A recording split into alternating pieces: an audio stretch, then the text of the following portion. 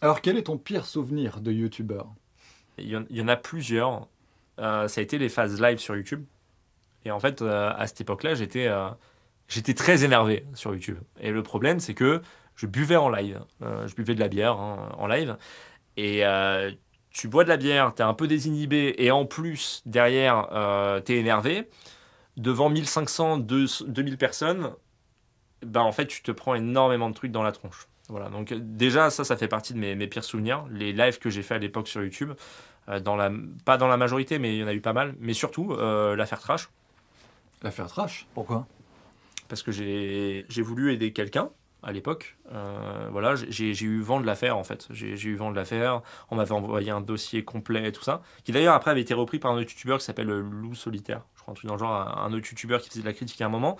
Il avait tout ressorti le truc sur Trash, le dossier. Et en fait, je me suis aperçu que 3 ans plus tôt, je l'avais eu ce dossier en fait. Et du coup, bah, le dossier, ouais, il était assez plein de petites choses et tout. Alors, il n'y avait pas beaucoup d'histoires dedans, hein, mais juste des petites choses, tu vois. Et notamment l'histoire de ce gars-là qui me raconte et tout.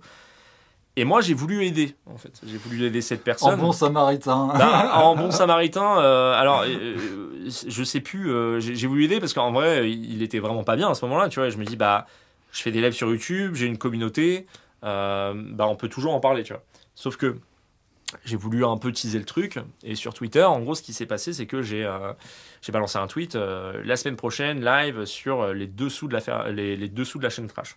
Ouais, ça a pris de l'ampleur. Ça a pris une ampleur et ça a été la première fois, je crois, que j'ai fait un buzz, mais bad buzz, tu vois. Où en fait, c'est parti dans un ring, littéralement un putain de ring. Et il faut savoir que moi, je suis quelqu'un, j'aime pas le conflit.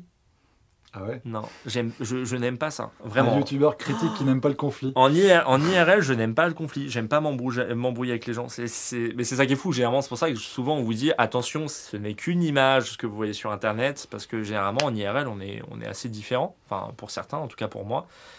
Et là, je me retrouve avec un nombre de messages et une pression à un tel point où on se retrouve sur le live avec 16 000 viewers. Ce qui était beaucoup pour l'époque. Ce qu'il est toujours aujourd'hui sur YouTube. 16 000 viewers, c'est un youtubeur américain qui le fait, quoi. Dr. Disrespect. Ah, tu parles sur YouTube? Ah, sur YouTube, oui. Ouais, pas sur là, pas sur Twitch. Bah, sur Twitch, ça fait...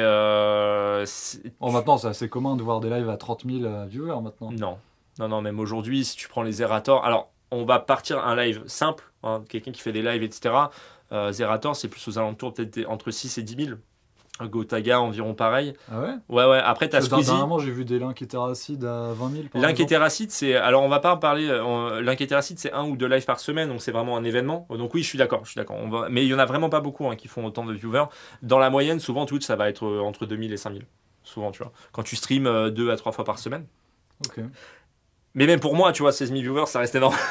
Ça m'était jamais arrivé. Moi, le plus gros que j'avais fait, ça devait être 1500 ou 2000 viewers. Et je me retrouve là, et une communauté, mais à fond. Le jour précédent. Qui voulait du sang, quoi. Ouais, le jour précédent, j'avais fait un live en plus parce que j'ai voulu titiller le truc. Bref, j'ai voulu un peu titiller en plus parce que j'étais un connard. Et le live se passe et tout. Et en fait, bah, il s'avère qu'il n'y a rien eu, quoi. Dans cette histoire-là, il n'y a rien qui est sorti en fait en live. C'est vraiment. Parce que tu n'as rien voulu dire ou parce que. Moi je n'ai rien dit. J'ai laissé la parole à la personne. Et j'ai voulu qu'il explique à une communauté, aux gens en fait, ce qui s'est réellement passé en privé. Parce que l'affaire était quand même assez, tu vois, assez ouf, quoi. Enfin, je trouvais ça assez ouf.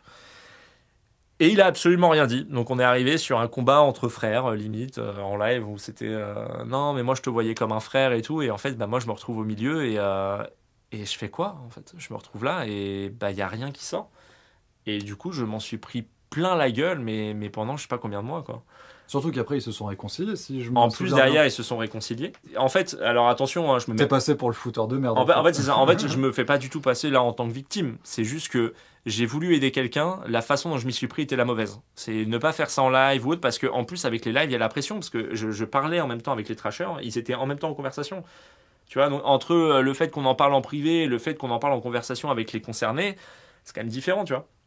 Et donc voilà, j'ai fait une très grosse erreur. Si vous voulez aider quelqu'un, faites-le bien. Voilà.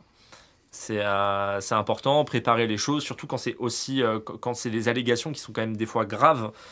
Prenez votre temps, faites les choses bien, plutôt que d'un coup lancer le truc. Et c'était quoi? C'était en 2017, je crois, à cette époque-là. Et en fait, c'est pour moi mon pire souvenir parce que c'est une pression de fou, quoi. Franchement, la pression que je me suis pris, c'est pas quelque chose que j'ai beaucoup aimé, quoi.